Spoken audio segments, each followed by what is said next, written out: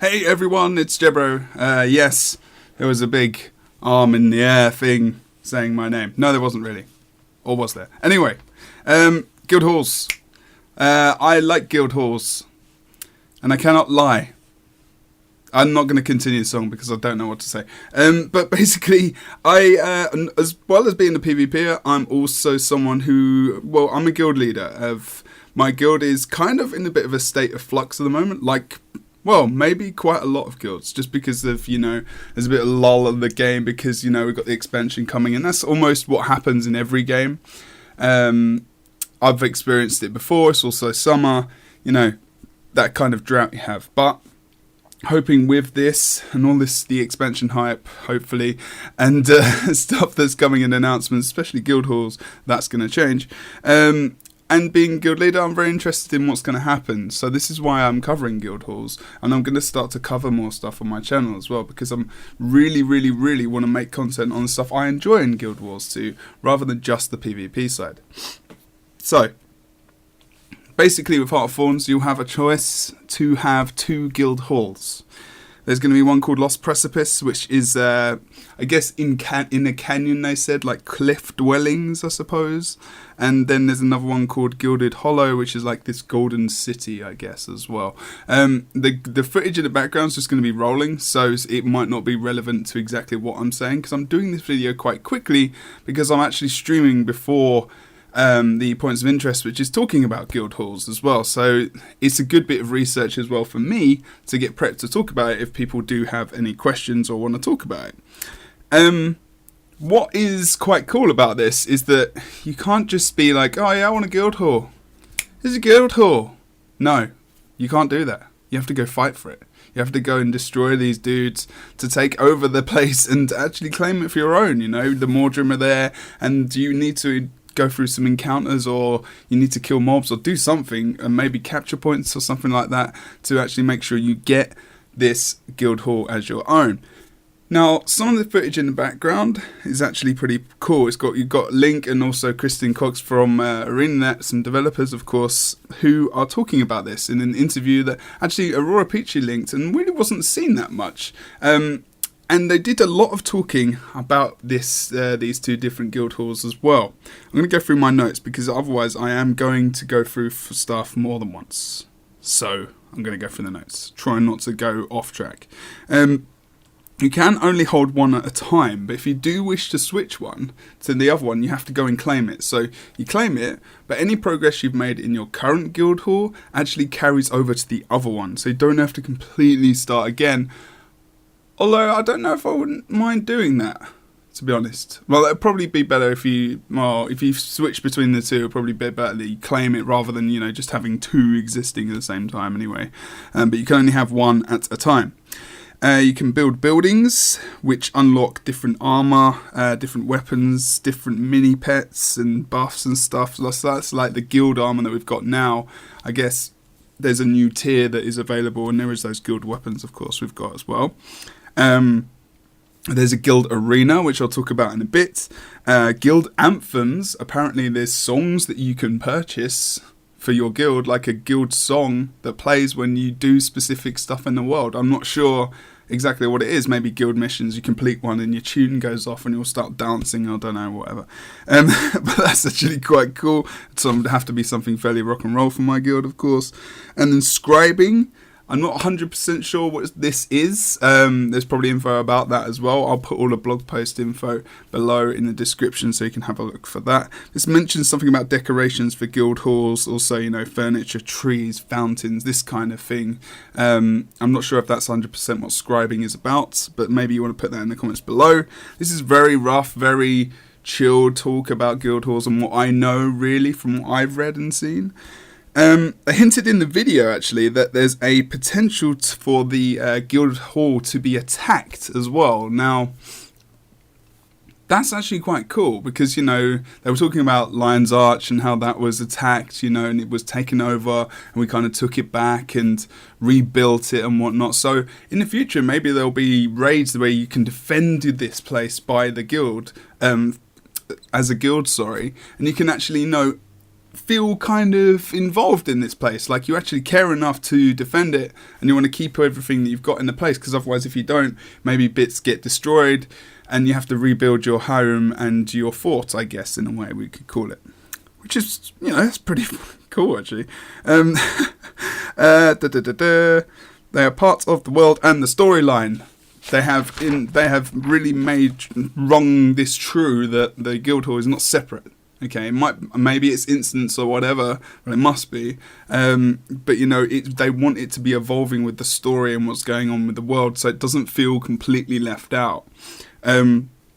Important thing for that is to say as well is that they, with that, they don't want to put things like all of the crafting stations that you can get in the cities in the Guildhall, because they don't want you to just stay in this one place, which is a very good idea, because otherwise you're just, narrowing the area of players, and then you won't see players in the open world as much. People will just go to their Guildhall because they want to just chill there with their buds, and it would be detrimental to what Guild Wars 2 is trying to do in terms of community. So that makes complete sense to me, and I think that's a good idea.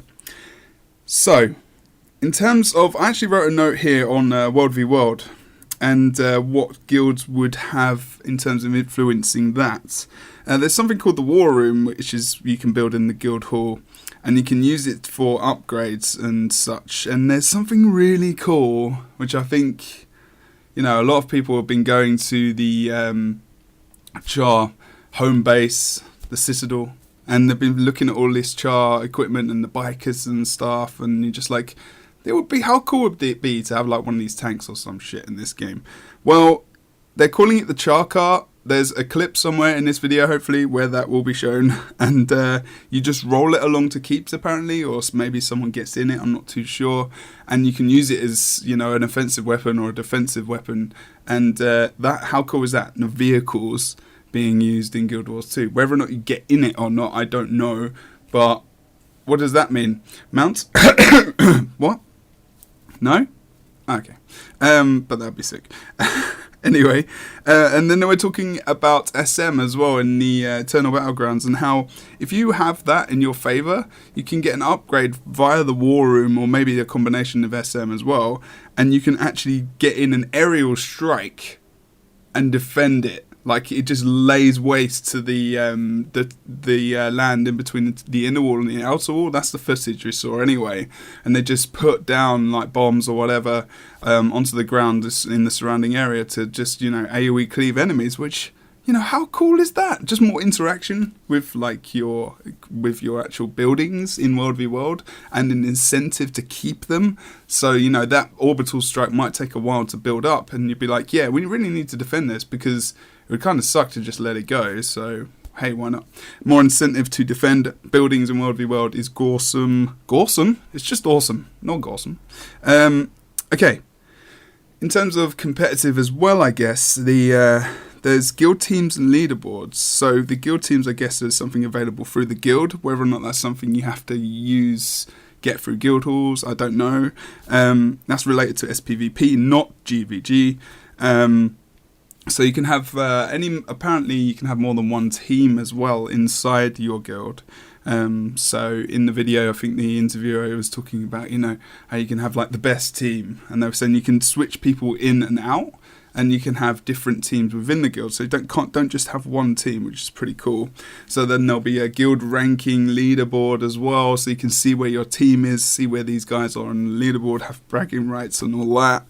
And yeah, that sounds pretty awesome as well. And to go with that, there's an arena inside the guild hall as well. Jesus. There seems to be quite a lot of stuff. They really, really want to stick a lot of stuff in there. They want you to use this place a lot, by the sounds of it, which I think is really good. So it's a combat arena. You can have 1v1. You can have, apparently, maybe 5v5. I guess any amount of number of people who are there, so you can have two teams. I would say it's probably max 5v5, but you don't know. I mean, arenas are different. They go up above that. Apparently as well, during this, you can set up traps inside the arena. And I think this is a neutral person who walks around and plants them, even during the combat that happens in that arena. So you can just walk around, and when they're fighting, they were saying in the interview, that was Link who was talking about it, was saying that you could just fire down like a turret or a trap to like, just confuse people and just cause them a bit of pain, because it's meant to be fun. But you could use that as a little guild v guild thing. You could bring people into this arena and you could just have little fights, and depending on your gear on the outside world, rather than going into Obsidian Sanctum and having bigger fights, you can maybe do that in one of these arenas, which may be the answer to a few things. Not 100% sure how much and what it will give you exactly. It's just speculation. But I think that's pretty awesome. So, 1v1s are cool though. So dueling, you can duel in there. That would make complete sense. And because I guess it would be in PvE, cross server, hopefully, that would be a thing as well you could do. You could invite your friends or other guilds in. You could all stand around in this arena and just watch people fight, which would be sick. Sitting in TeamSpeak or Mumble or whatever you've got and just talking about these guys fighting. I'm wondering if they're going to have spectator eyes and stuff like we do in SPVP, because that would be sick. Because then everyone could just watch what's going on. And you could invite like high level PvP players and they could show you stuff as well, and you could all just watch them rather than going into arenas in SPVP. That would be sick. Okay, where are we now? Page 2. No, this is actually technically page 3. Can you hear that paper rustling? You can indeed. Okay. So what they're talking about in terms of the old system as well, they're moving with buildings and building these things and upgrades with the buildings and whatnot. They're actually moving away from this whole upgrade system you currently have in the guild panel, I believe. I'm not 100% sure about this, but the way it was explained, that's what I got from it. It means some upgrades in the old system also will not be around anymore. They're also saying that things like the World v World upgrades, that they're going to be changing some of those to permanent boosts. So if you own a building, like I guess if you've claimed it for your guild, which you know how to do that, you can actually get these buffs permanently rather than just activating them when you've got it. So whether or not that's going to be a buff you pick up from the guild hall and then you take it there, or if you just activate it and it's just there when you've got a building, then cool. I mean, over time, everyone will have this stuff, so I'm not sure how exactly that will work. Also, you apparently want to use a lot of your upgrades before launch, things like all the flags and stuff like that, because I think they're just going to be used in a different way. I think that you get a slot, like a guild slot, where you can slot something for the day or whatever, and you can change this in and out depending on what you're doing, which makes some sense because it makes it a bit more interactive rather than the guild leader just sticking a load of buffs through and then people are just not using the things that they're going to be doing. Like I guess with my guild sometimes, if people request stuff, then I'll put it through, like the critical crafting bonus, the gathering bonuses and whatnot, the karma boosts and whatnot as well. Like if we're doing a big guild event, we could all just go and get the karma thing rather than me just activating in the guild. Okay, that might be a bit easier, but at least like single player wise, you can just go and get what you want, which I think is what they're trying to do, and that's the way I kind of took it. If not, again, you can say something in the comments below. Things like the vaults and the research levels and whatnot as well are going to pass over to the guild halls as well. They briefly explain this. I don't want to talk about it too much because again I'm not too sure, but it's just something to note. You want to check out these blog posts and really interpret them in your way, especially if you're more involved and you know a lot more about the guild system than me, even though I do know quite a lot about it because I run a guild. Pardon me. Okay, so oh well, I mean, I think it's good because the guild system at the moment, the way it works, is a bit it doesn't really feel that involved. Like, I don't really talk to guildies much about what happens in terms of that, and they don't really have much input because they know that I'm just going to activate, like, permanently have the magic find buff for 3 days up all the time, and the karma and the influence buffs hopefully as well when big events happen. it's just kind of normal. There's no real engagement in that in the guild system. It's really just guild chat, and I activate the buffs and the stuff like that, and we do stuff from time to time. You know, there's no real engagement, and that's what the guild halls are essentially. You know, they're linking your guild to the game more, so that you want to be in the guild. So single players are running around, or people that are, you know, not really interactive with their guild, it's going to benefit them more to be involved with the community more, and with their guild mates. And maybe that will mean that people might actually get into guilds that are not just about one thing, but they're more about the community as well, which I think would be quite nice as well. Final page. Ta-da! So, no more guild influence. They've broken it into 3 different sections: Favor, Ethereum, and also Resonance. Resonance being something which speeds up the guild item production, apparently. I'm not massively sure again about this, but you know, when you're in the guild panel, you can speed up queues. You can speed up the stuff that goes on. And you know, that maybe that's something else that comes in, that you get this buff where you can speed up the process of production, and you can physically see what's going on. So that would be actually quite cool as well. Favor is from the missions. You can spend it on stuff. Again, I'm not really sure about the favor. There wasn't a massive amount of explanation about it. And the Ethereum feels like it's going to be the stuff that you need to put stuff into a queue, and that is a resource that you need to spend to queue stuff up. So maybe you think of influence in that degree. They split it into different sections. You know, the influence represents now the different ways that you put these things into a queue, sped them up, and spent the points to actually put them in the queue in the first place. So that's what this system is now. So they're taking all these different moving parts that you did before and being a bit more creative with them, to the point where you can see them in the world in action, and you have to do stuff to enable this process to produce this stuff. So that makes sense to me. That's pretty cool.